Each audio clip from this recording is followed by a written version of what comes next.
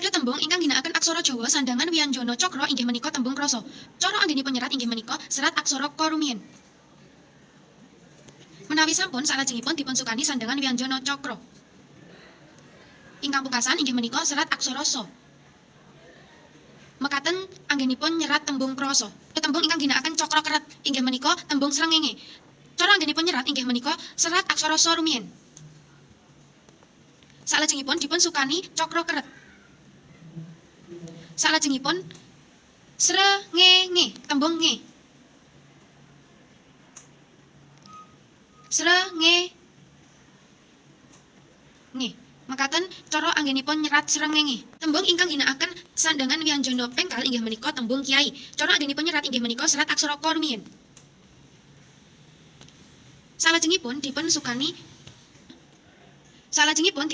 sandangan wianjana pengkal.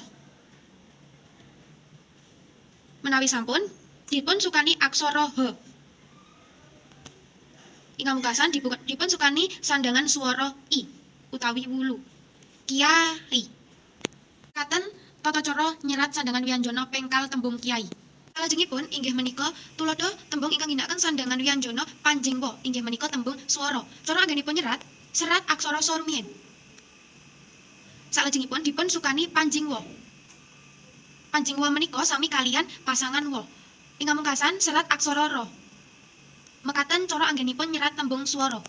Tembung ingkang ginakaken sandangan wianjana panjing la inggih menika tembung slamet. Tata cara anggenipun nyerat inggih menika serat aksara sa rumiyin. Salajengipun dipunsukani panjing la.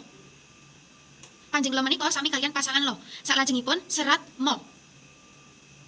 Amargi slamet ngagem pepet. Ingkang pungkasan serat aksara ta. Supados dados slamet dipunsukani pangkon. Mekaten cara anggenipun nyerat tembung slamet.